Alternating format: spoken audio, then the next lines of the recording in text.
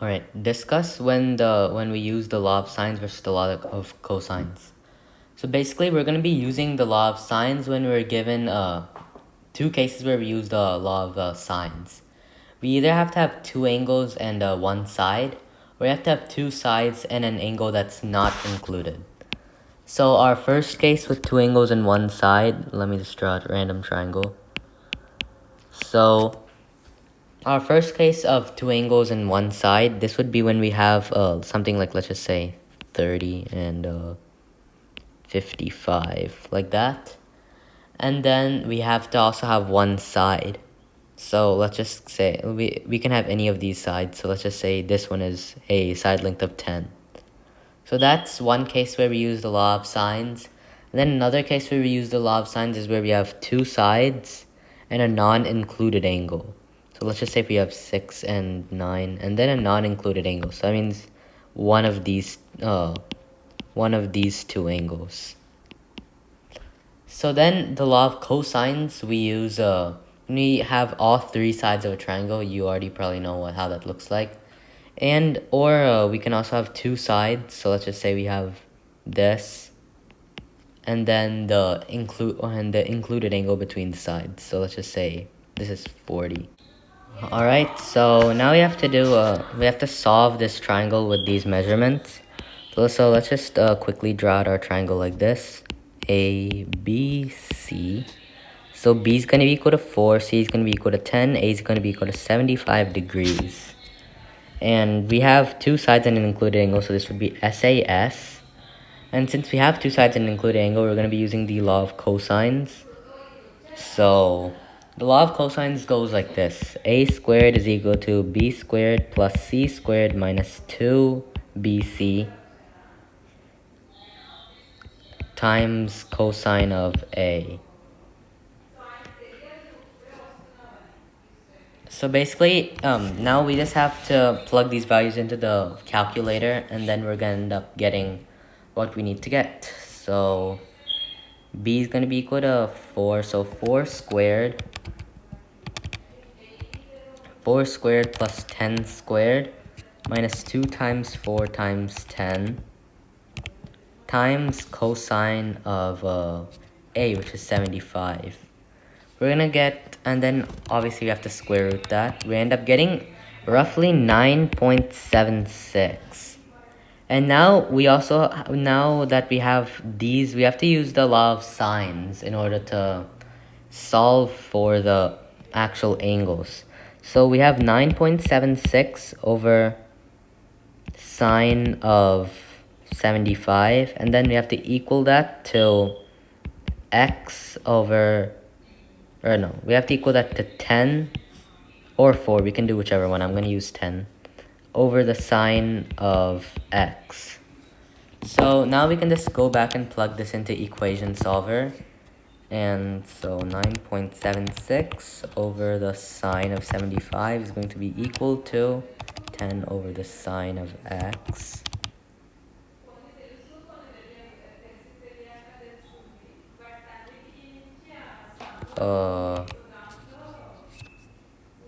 Let's see, wait.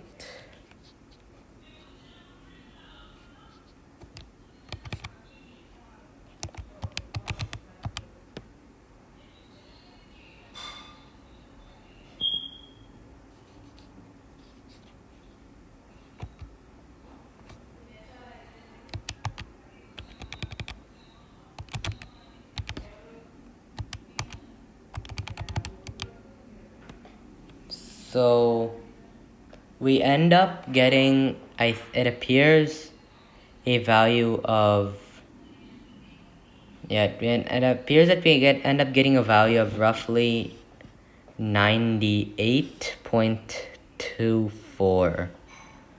Yeah, so we end up getting a value of roughly 98.24 for this angle. And now we can just look at the fact that all triangles have an added measure of 180. So we can just take 98.24 plus 75. We get 173.24, 180 minus 173.24 is roughly 6.76. And then we are done for that one. for this, so we actually ended up using both. So I'm actually going to circle both. So now for this one, we have to solve this triangle as well. So let me just draw out a quick triangle ABC. So we're gonna have our angle A being 34 degrees. Our side A is gonna be 7.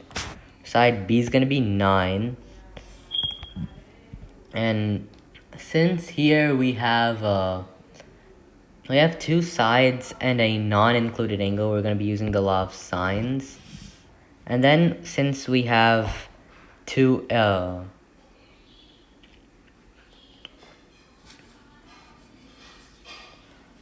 so it looks like what we have here, we have two sides and a non-included angle.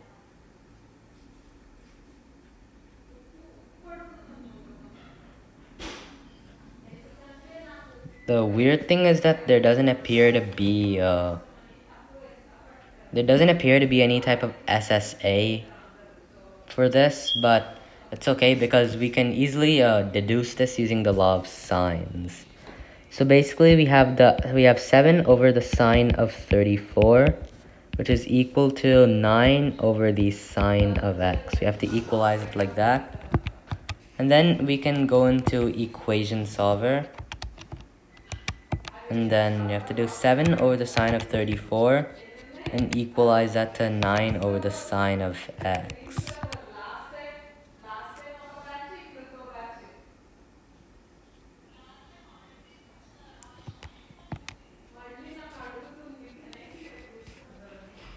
Okay, so then that means we have to no, hold on. You have to take QoD.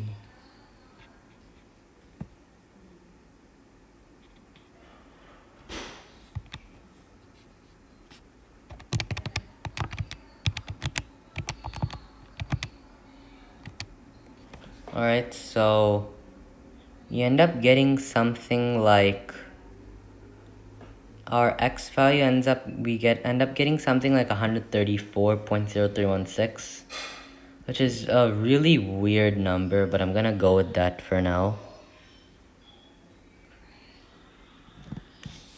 Because it's fine. So I'm probably wrong, but I'm just gonna go with that 134.03 for I don't know, for this angle up here.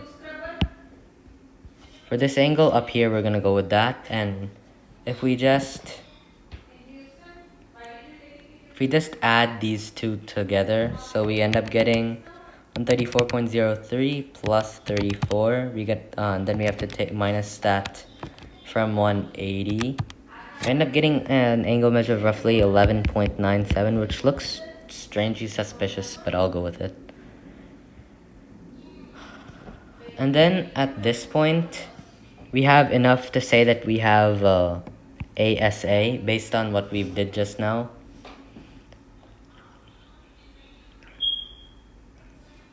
And now we can use this now we can use the law of sines once again to try to find out the side length of C. So basically we can have 7 over the sine of 34 and equalize that to 11.9, no, sorry, not 11.97. You can do x over the sine of 11.97. So we can just put this back in equation solver.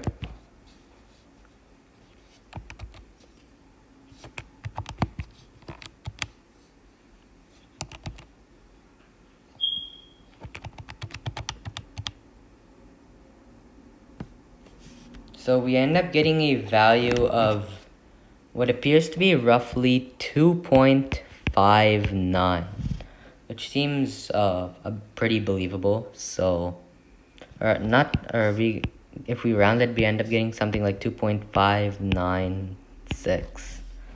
Alright, so the ambiguous case happens in the law of sines whenever you get you have two sides and the non-included angle that is given. So let's draw a picture. Basically, an example of this would be, let's just say if we have something like 6, 8, and a non-included angle. So that means instead of getting this angle given to us, we end up getting this one. Let's just say if this is 22. Let's just say 22. Okay. And basically what we have to do, we have to do 8 over the sine of 22, and then we want to try to find this other angle measure. So we can do 6 over the sine of x. So if you were to put this into a equation solver, or instead of doing sine of x, let's just set this to x. Let's just set this to x. So if you get something like 8 over sine of 22, which is equal to 6 over x.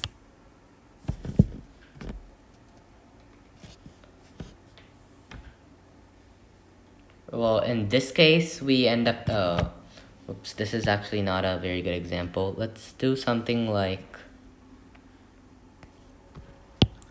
let's use another example. This is not a good example. Maybe let's use something like, this one. Let's just say if this is 16, this is 7, this is 30 degrees. So basically what we're trying to do, we have to take 7 over the sine of 30 is equal to 16 over x. So basically all sines have to be in at least a triangle, since it's not possible to have an angle measure greater than 180 degrees, or equal to or greater than 180 degrees. Basically that means that the sine must be less than 1 that you end up getting. So we have 7 over sine of 30 is equal to 16 over x. And then we end up getting for x a value of roughly 1.14. And 1.14 is greater than 1, which means that does not work.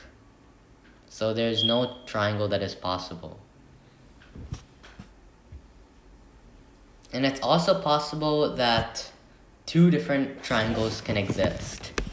So that would also work. So let's just say if we have 16 and 10. So let me label these triangle. And this is once again 30.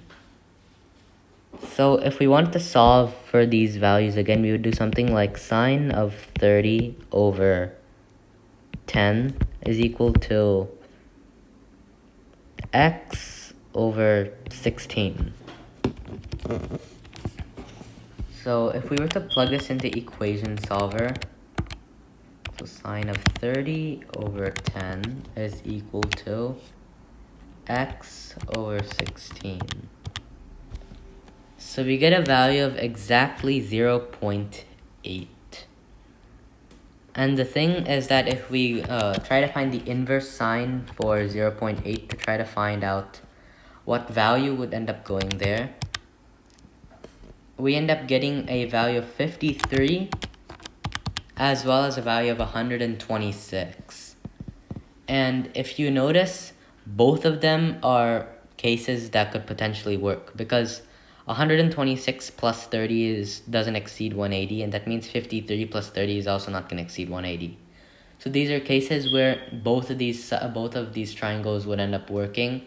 So this is another case of the ambiguous case. So that's it for this question of the day. Thanks for watching.